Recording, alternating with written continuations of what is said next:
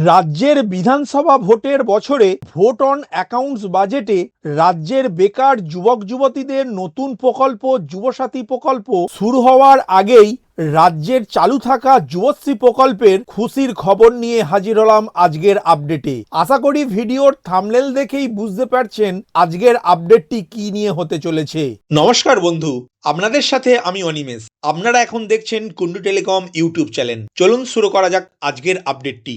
আপনারা সবাই জানেন যুবশ্রী হলো পশ্চিমবঙ্গ সরকারের অন্যান্য আর্থসামাজিক প্রকল্পের মতো আরও একটি আর্থিক প্রকল্প, যেখানে পশ্চিমবঙ্গের যে সকল যুবক যুবতী এখনো পর্যন্ত বেকার, যাদের বয়স 18 থেকে 40 বছরের মধ্যে, যাদের ন্যূনতম শিক্ষাগত যোগ্যতা অষ্টম শ্রেণী পাস, যারা এই রাজ্যের স্থায়ী বাসিন্দা, তারা অনলাইনে এমপ্লয়মেন্ট ব্যাংক প্রকল্পে আবেদন করার পরে অনলাইনেই ভেরিফিকেশন সম্পূর্ণ হয়। তারপর এমপ্লয়মেন্ট ব্যাংক কর্তৃপক্ষ বছরে একবার বিজ্ঞপ্তি দিয়ে প্রায় 50,000 আবেদনকারীকে অ্যানেক্সার 1 এবং অ্যানেক্সার 2 ফর্ম নির্দিষ্ট তারিখের মধ্যে নিজ নিজ এমপ্লয়মেন্ট ব্যাংক অফিসে জমা করতে বলেন। ফর্ম জমা করার পরে এমপ্লয়মেন্ট ব্যাংক কর্তৃপক্ষ যে সকল আবেদনকারীর নাম সিলেক্ট করেন, তারা 3 মাস পর থেকে যুবশ্রী প্রকল্পের 1,500 টাকা করে আর্থিক সহায়তা পান নিজ নিজ ব্যাংক অ্যাকাউন্টে, যেটি রাজ্য সরকার এনইএফটি পদ্ধতির মাধ্যমে প্রেরণ করে থাকেন।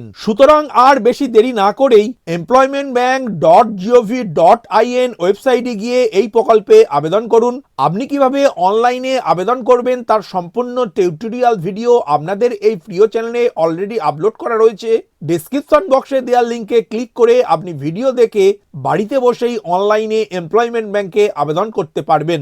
এখন আসি আজকের আপডেটটি নিয়ে। গতকাল অর্থাৎ 13/2/2026 তারিখে আবারও যুবশ্রী প্রকল্পের 1,500 টাকা ব্যাংক অ্যাকাউন্টে ক্রেডিট হয়েছে প্রত্যেক যুবশ্রী প্রাপকের। গতকাল আপনি কি যুবশ্রী প্রকল্পের টাকা পেয়েছেন তা অবশ্যই কমেন্ট করে জানাবেন।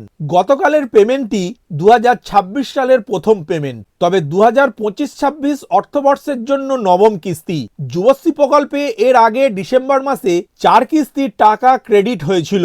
পশ্চিমবঙ্গের প্রতিটি জেলার বেকার যুবক যুবতী যারা যুবশ্রী প্রকল্পের ভাতা পেয়ে থাকেন, তারা সকলেই গতকালের টাকা পেয়েছেন আশা করছি।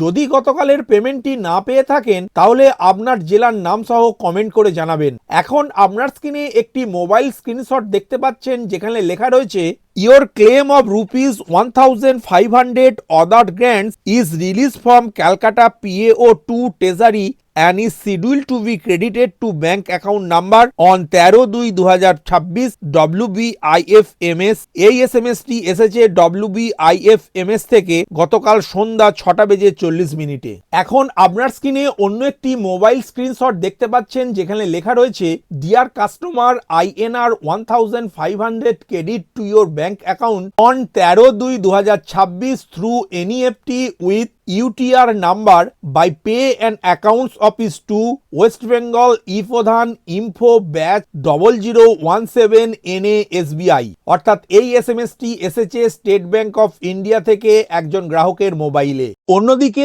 যে সকল কর্মপ্রার্থী যুবশ্রী প্রকল্পের ভাতা পাচ্ছেন এবং 22/1/2026 থেকে 11/2/2026 তারিখের মধ্যে অ্যানেক্সার 3 ফর্ম অনলাইনে জমা করতে পারেননি, তাদের অনুরোধ করা হচ্ছে আগামী 12/2/2026 থেকে 12/3/2026 তারিখের মধ্যে নিজেদের জেলা অফিসে অর্থাৎ নিজ নিজ জেলার এমপ্লয়মেন্ট ব্যাংক অফিসে কি কারণে আপনি অনলাইনে অ্যানেক্সার 3 ফর্ম জমা করতে পারেননি সেই বিষয়ে অনুরোধ জানিয়ে একটি দরখাস্ত জমা করবেন।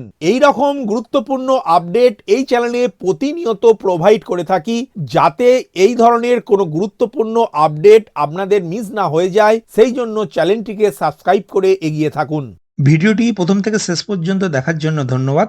এই ইনফরমেটিভ আজকের আপডেটটি আপনার বন্ধু ও পরিচিতদের জানাতে বেশি বেশি করে শেয়ার করবেন, আর অবশ্যই কমেন্ট করবেন ভিডিও সম্বন্ধে আপনার কোনো ডাউট বা জিজ্ঞাসা থাকলে, এবং আপনার কোনো মতামত জানাবেন। ভালো থাকবেন, সুস্থ থাকবেন।